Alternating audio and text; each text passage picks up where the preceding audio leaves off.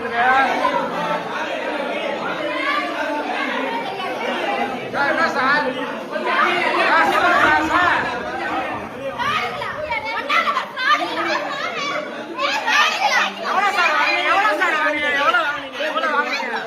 எவ்வளவு வாங்குனீங்க? திமுக எவ்வளவு வாங்குனீங்க சொல்லுங்க.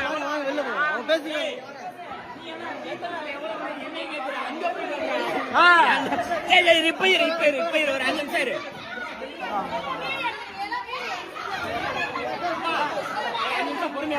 எவ்வளவு சார் வாங்குனீங்க?